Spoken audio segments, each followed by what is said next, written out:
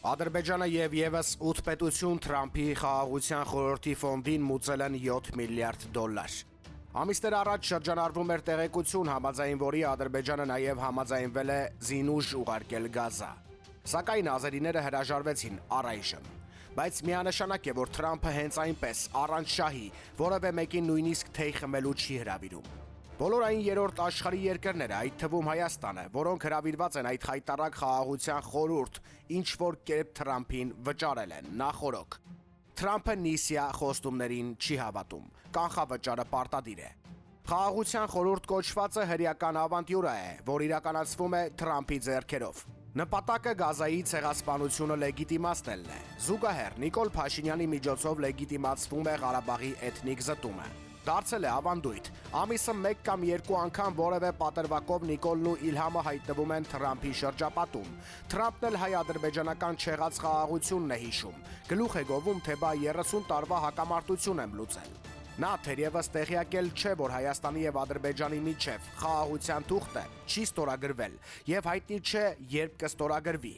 Նայելով, թե ինչ երկրների ղեկավարներով է իրեն շրջապատել երբեմնի դեմոկրատիայի եւ ազատության խորհրդանիշ գերտերության ղեկավարը, համոզվում ես, որ այդ գերտերության մեջ ինչ-որ բանային չէ, մեղմ ասած։ Թրամփիզմը դարել է այնպիսի տոքսիկ երևույթ, որից ոչ մի դրական բան սպասել հնարավոր չէ։ Թրամփի կողքին հայտնվելը հակագովազդ է։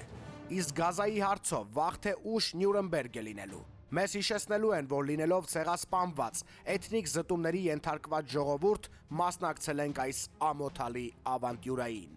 Գրել է Արա Արայանը Facebook-յան իր էջում։ Փետրվարի 17-ին ուկրաինական կարգավորման եռակողմ ռուս-ամերիկյա-ուկրաինական բանակցություններից առաջ ՌԴ նախագահի հատուկ ներկայացուցիչ Կիրիլ Դմիտրիևը Ժնևում առանձին հանդիպում կունենա Դոնալդ Թրամփի հատուկ ներկայացուցիչ Սթիվեն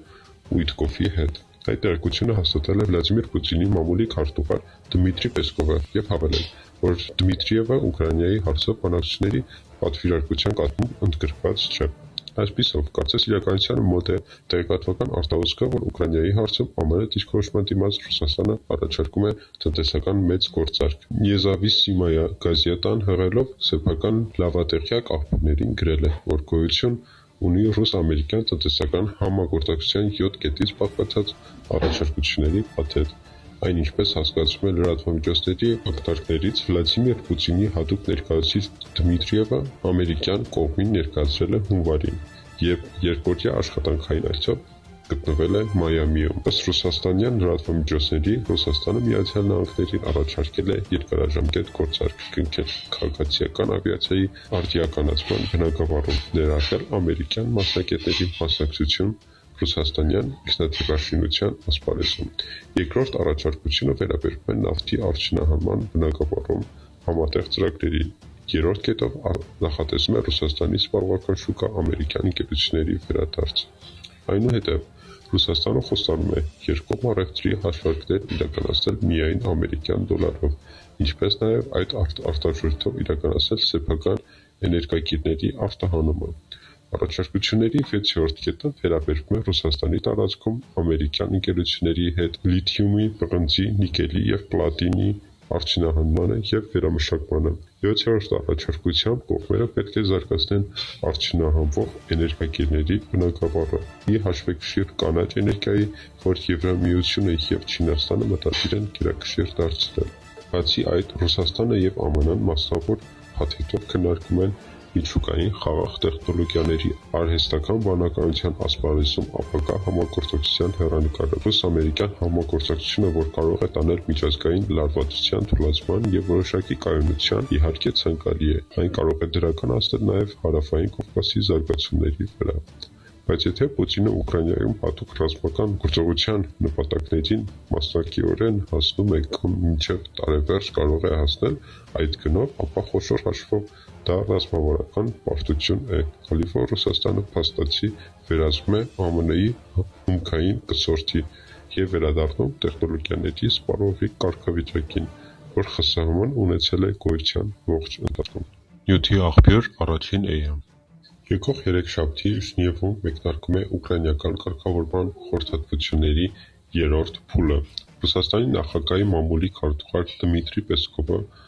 Մամուլին տեղեկացրել է, որ ՌԴ պատվիրակությունը կազմված կլինի առնվազն 15 հոգուց։ Նա ասել է, որ պատվիրակության կազմում կընդգրկվի փոխարտգործնախարար Գալուգինը։ Այլ աղբյուրներից հայտնի է դարձել, որ ռուսաստանյան բանակցությունների թիմը կգլխավորի նախագահի օգնակար Վլադիմիր Մեդինսկին։ Աբու Դաբիում հունվարի վերջին և փետրվարի սկզբին ընթացած քննարկումների նման լիազոր Պուտինը վերապահել էր ՔՇ հետախուզության գլխավոր վարչության պետ ծովակալ Կոստյունկովին։ Փետրվարի 14-ին ԱՄՆ պետքարտուղար Մարկո Ռուբին Մյունխենի անվտանգության խորհրդաժողովում ելույթից հետո հարցազրույց է տվել Բլումբերգին և ակնկալել, որ կարող է փոխվել նաև ամերիկյան բանակցային թիմը։ Ռուբիոն այդ առումով հավելյալ ոչինչ չի ասել։ ՏԱՍՍ-ի աղբյուրները հայտնել են, որ ՌԴ նախագահի հատուկ ներկայացուցիչ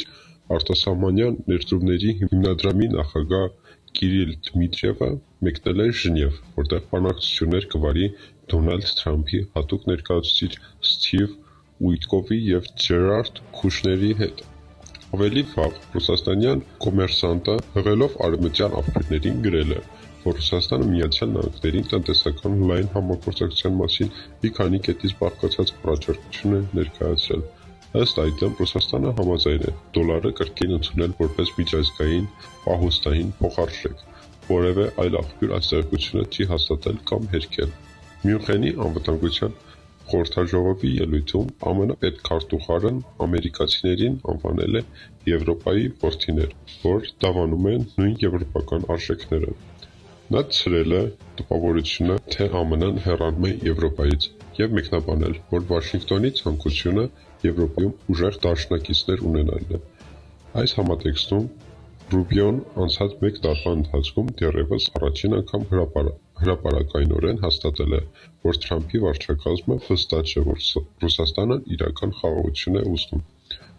Բլումբերգին հարցազրույցում ԱՄՆ պետքարտուղարն ավելի է անկեղծացել և ասել է,